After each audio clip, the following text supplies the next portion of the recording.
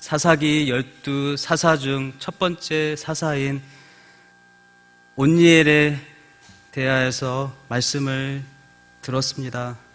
사사 온니엘은 갈렙의 아우 그나스의 아들로서 하나님을 잘 믿는 집안에서 태어났으며 또한 하나님을 잘 믿었습니다.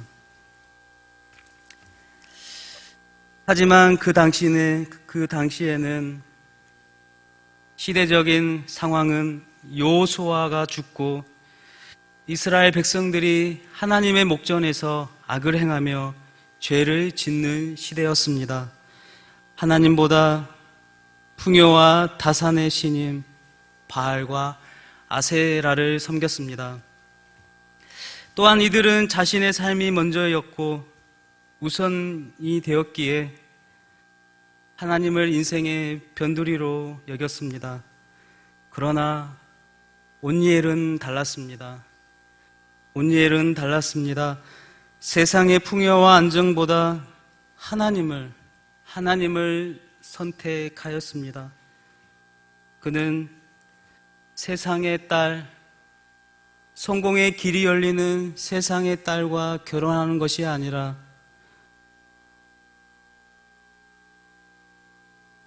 하나님의 딸, 갈렙의 딸 우사와 결혼했습니다.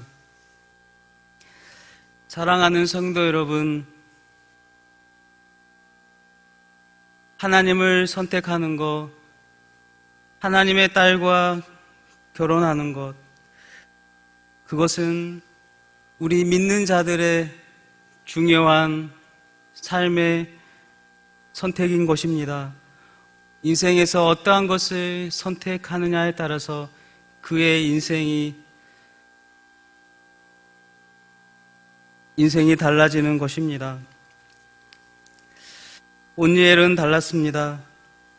그는 하나님의 딸과 결혼했습니다. 결혼은 남녀의 결합의 차원뿐만 아니라 신앙의 결합이고 영적인 결합이기 때문에 매우 중요한 선택이고 결단인 것입니다. 요즘 시대에도 마찬가지입니다. 먹고 사는 문제 때문에 하나님이 우선이 아니라 만몬신인 돈이 우선이 되고 권력이 우선이 되고 나의 자유가 우선이 되었습니다. 그래서 하나님은 나의 삶의 뒷전으로 밀려가게 되었습니다. 우리는 하나님을 선택해야 합니다. 그러나 하나님의 좁은 길보다 세상의 넓고 화려한 길로 가는 것이 요즘 시대의 현실입니다. 저는 이번 주에 알라딘이라는 영화를 보았습니다. 이 알라딘은 아라비아 지역에서 살았던 가난한 천민이었습니다. 얼마나 가난한지 일거리가 없어 거리를 배회하며 음식을 훔치고 도둑질하면서 살았습니다. 그러나 그는 음식을 훔치고 도둑질을 하였지만 먹고 살기 위해 그렇게 살았지만 그의 성품은 나쁘지 않았습니다. 이웃의 어려움을 외면하지 않고 도왔습니다. 그러던 어느 날 우연히 어느 여인이 가게에서 가난한 사람에게 빵을 사주었지만 그 여인의 주머니에 알고 보니 돈이 없었던 것입니다. 그래서 여인이 어쩔 줄 몰라 했을 때 알라딘이 그 여인을 도와주려고 함께 도망치면서 그 순간을 피하게 되었습니다. 그리고 우연의 장난인지 그 여인은 그 나라의 공주였습니다. 또한 이렇게 그 나라의 공주였지만 서로 관심과 사랑의 감정이 생겼고, 그러나 그 둘의 신분의 차이는 너무나 컸습니다. 무슨 소원이든 세 가지를 다 들어준다는 알라딘의 램프를 얻게 되고 파란만장한 이야기가 전개됩니다. 여러분, 저는 이 영화를 보면서 사람의 진실됨이 신분을 뛰어넘는 사랑을 할 수 있다는 것을 보았습니다. 공주와 알라딘의 신분의 차이는 컸지만 알라딘의 진실된 마음이 공주의 마음을 흔들었고, 그 둘은 신분의 차이를 넘어 사랑을 할 수 있는 것을 보았습니다. 그렇게 신분의 차이를 뛰어넘을 수 있었던 것은 바로 그들의 진실함이었습니다. 진실과 진정성이 그들을 이어주는 사랑의 끈이었습니다. 세상의 돈과 권력이란 그 순간이 전부인 것 같지만 곧 안개와 같이 사라지고 마는 것입니다. 돈과 권력은 의지해야 할 대상이 아니라 다스려야 할 대상입니다. 지금도 많은 사람들이 돈과 권력을 의지할 때 안개와 같이 무너지는 것을 보게 됩니다. 아무리 돈을 많이 벌어도 지금 저 병원에서 누워 있을 수밖에 없고, 아무리 권력이 대단할지라도 감옥에서 인생을 살아갈 수밖에 없는 것이 돈과 권력인 것입니다. 그러나 세상에 어떤 것도 끊을 수 없는 진실된 사랑이 있으니 바로 하나님의 사랑 예수 그리스도입니다. 로마서 8장 35절에 누가 우리를 그리스도의 사랑에서 끊으리요? 환난이나 공고나 박해나 기근이나 적신이나 위험이나 칼이라. 이처럼 우리들도 세상의 사조와 흐름에 빠지는 것이 아니라 진실된 하나님의 사랑 예수 그리스도를 의지하며 세상 속에서 참된 그리스도인으로 살아가야 할 것입니다. 그렇게 사사 온니엘은 믿음의 길을 곧게 걸어갔습니다. 그로 인해 어떻게 되었나요? 이스라엘 백성들은 40년 동안 평화로운 삶을 살게 되었습니다. 하지만 그 평화도 오래가지 못했습니다. 사사 온니엘이 40년이 지난 후에 죽자 또다시 이스라엘 백성들이 하나님의 목전 앞에서 악을 행하고 죄를 지었습니다. 이것이 이스라엘 백성들의 본성이었습니다. 편안할 때는 잠깐 감사할지라도 그 평화가 지속되고 세상이 눈에 보일 때 한눈을 팔게 되는 것이 인간의 죄악된 본성이기 때문입니다. 학생들이 게임을 할 때 주의를 신경 쓰지 않습니다. 학생들이 게임을 하고 TV를 볼 때 누가 오는지, 주위에 누가 오는지 신경을 쓰지 않죠. 오로지 게임과 TV에 그들의 시선이 고정되어 있습니다. 그래서 엄마가 불러도 할아버지가 불러도 오로지 게임에 집중하고 또 툭 건들면 짜증을 내는 것입니다. 이처럼 하나님의 백성인 이스라엘 백성들이 이제 세상의 눈이 고정되어 하나님을 보는 눈이 가리워졌습니다. 하나님은 여전히 사랑의 눈빛으로 하나님의 백성들을 바라보고 있지만 이스라엘 백성들은 세상에 화려하고 좋은 것에 빠져 헤어나오지 못하고 하나님과의 눈맞춤을 하지 못하는 것입니다. 하나님의 눈앞에 그들은 세상의 죄악을 짓고 있었던 것입니다. 그러자 하나님은 결단을 하십니다. 하나님이 진노하사 모압 왕 에글론을 강하게 하시고 이스라엘을 대적하게 하십니다. 하나님은 에글론을 막지 않으셨습니다. 하나님은 에글론을 통하여서 이스라엘 백성들에게 아버지가 아들에게 매를 든 것처럼 매를 드신 것입니다. 그로 인해 이스라엘은 망하게 되고 18년 동안 모압 왕을 섬기게 하셨습니다. 모압은 어떠한 나라입니까? 어떠한 민족입니까? 모압이 누구인가요? 아브라함의 사촌 롯의 딸의 큰아들 모압입니다. 한마디로 믿음의 가정이었습니다. 하나님을 믿는 믿음의 가정, 아브라함의 사촌 집안이었습니다. 그런데 어떻게 하나님을 믿는 사람들끼리 싸울 수가 있었습니까?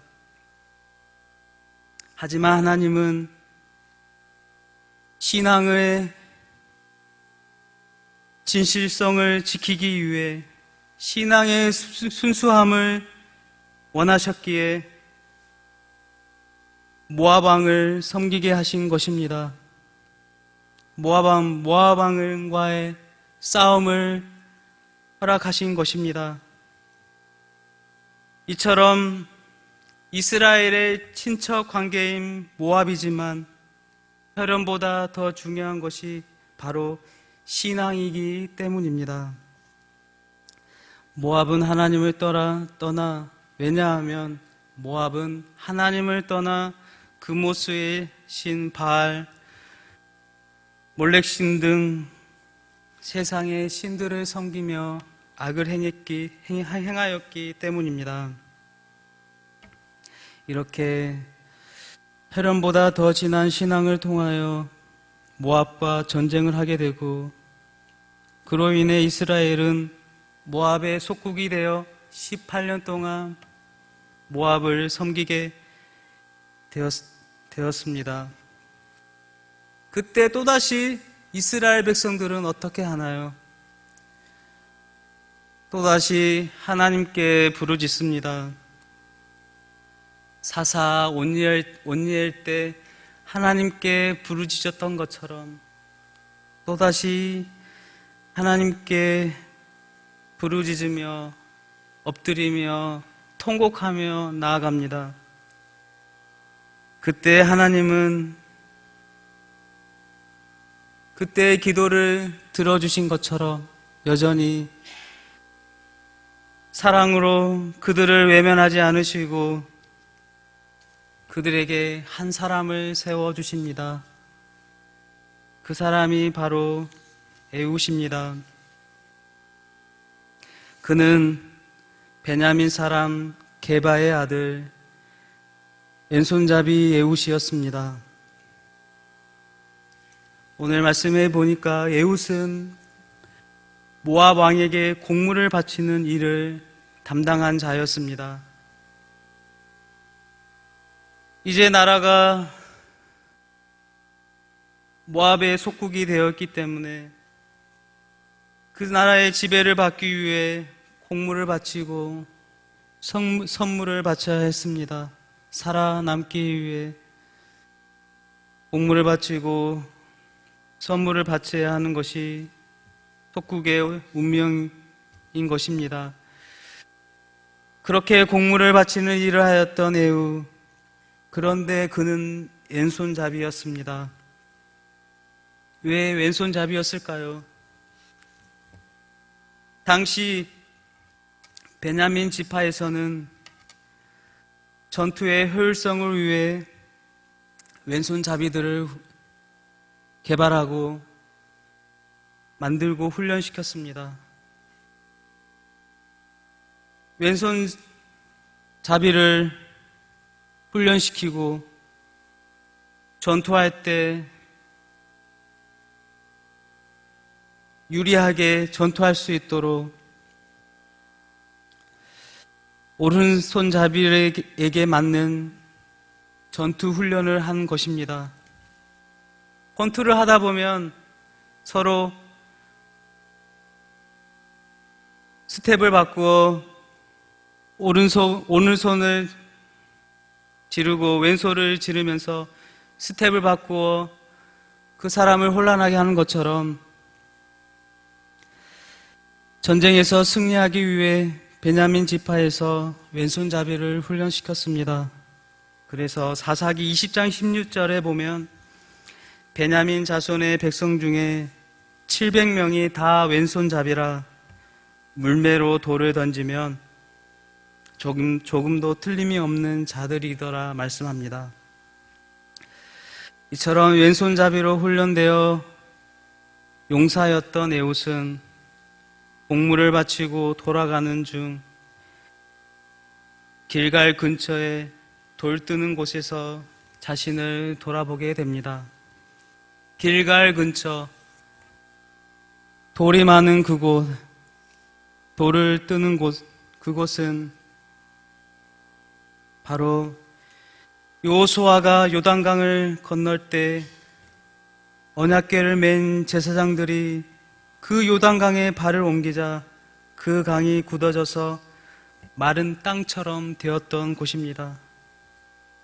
그로 인해 그 요단강에서 역사하신 하나님의 능력을 기념하기 위해 12지파에서 한 지파씩 돌을 가져와 돌 12개를 세운 곳이 바로 길갈 근처인 것입니다. 그곳에서 하나님이 역사하신 그곳에서 하나님을 기념한 그곳에서 에훗은 하나님께 결단하며 모압과 모압 왕 에굴론을 죽이기로 결심한 것으로 보입니다.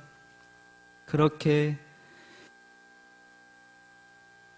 길갈 근처 돌 뜨는 곳에서 마음을 잡고 모압 왕 앞에 선 에훗, 그리고 탐욕적인 비대한 에훗의 비대한 모압 왕에게 은밀한 일을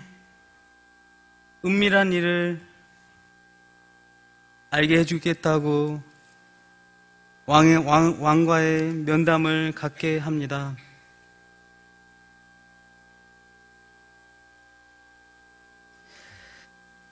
사실 왕궁이면 얼마나 경비가 삼엄했겠습니까? 또한 에훗은 길이가 40cm나 되는 칼을 허벅지에 차고 왔습니다. 하지만 다행히 그는 왼손잡이여서 대부분 군사들이 오른손잡이들이 칼을 뺄 수 있는 곳은 왼손 허벅지이기에 왼손 허벅지만 검사를 한 것 같습니다. 그러나 에훗은 왼손잡이였습니다. 에훗은 베냐민 지파에서 비밀리에 훈련된 용사였던 것입니다. 그 일을 알 수 없었던 모압 왕, 탐욕에 빠져 은밀한 일을 말하겠다는 그의 말에 속아 단둘이 한적한 장소에서 이야기를 하게 됩니다. 하지만 사실 왕이 아무리 비대할지라도 왕이라면 어렸을 때부터 창수를 배우고 검수를 배우며 많은 훈련을 하며 또 전쟁 중에서도 전두지휘할 정도로 장수인 것이 바로 왕인 것입니다. 그래서 애굽과 단둘이 면담을 할 정도로 그는 자신을 너무 믿었고 또한 너무 교만했던 것입니다. 그러나 에훗은 달랐습니다. 매우 냉철했습니다. 왼손으로 오른쪽 허벅지에 있는 칼을 뽑아 그대로 에불론을 찌르게 됩니다. 그리고 그 칼이 등 뒤까지 나올 정도로 칼은 순식간에 모압 왕을 제압합니다. 그리고 유유히 왕궁을 빠져나와 이스라엘 민족들을 결집하고 모압 사람과 전쟁하여 모압 사람 10,000명을 죽였습니다. 그날 이후 모압이 이스라엘에 굴복하여 80년 동안 다시 이스라엘 땅에 평화가 임하였습니다. 사랑하는 성도 여러분, 오늘 사사 에훗의 이야기를 통하여서 하나님께서 우리에게 무엇을 깨닫기 원하실까요? 하나님은 온니엘을 통하여 이스라엘 백성들에게 40년의 평온함을 주었고 또한 에훗을 통하여서 이스라엘 백성들에게 80년 동안의 평온함을 주었습니다. 그러나 그렇게 평화를 주시고 은혜를 주셨지만 또다시 쇠상죄를 지었습니다. 이처럼 하나님께서 주신 평안함을,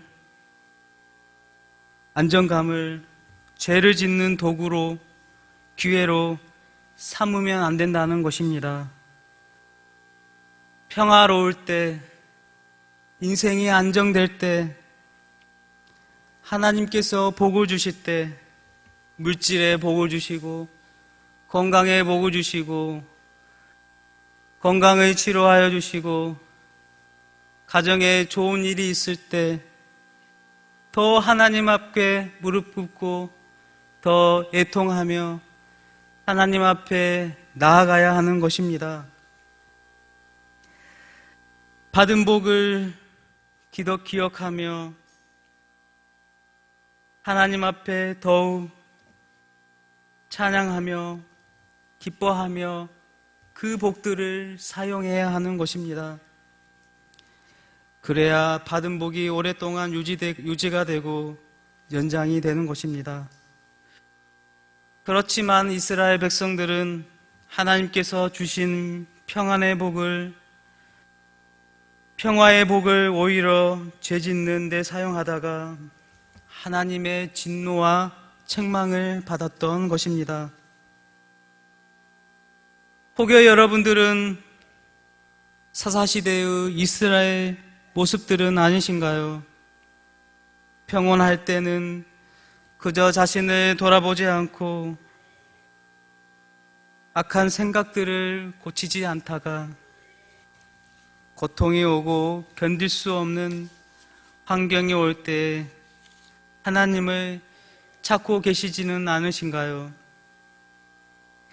진짜 믿음의 사람은, 참된 그리스도인은 평안할 때, 복이 넘칠 때, 인생에 문제가 없을 때 하나님께 나아가고 겸손하게 하나님을 바라보는 것입니다. 하나님은 왜 이스라엘 민족들을 구원하셨습니까? 다시금 인생의 죄악을 벗어버리고 아버지의 품으로 오길 원하시는 것입니다. 그래서 구원받은 이스라엘 백성들에게 필요한 것은 오직 감사와 기도와 찬양인 것입니다. 그렇습니다. 우리들이 하나님을 바라보지 않으면 여러분들은 반드시 세상을 바라보게 될 것입니다. 그러나 오직 한 분이신 예수 그리스도, 우리의 구원자, 우리 주님을 바라보신다면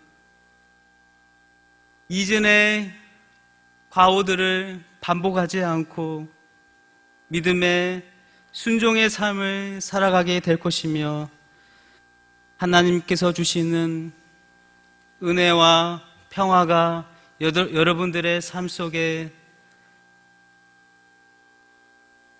변하지 않고 늘 충만하게 임하게 될 것입니다.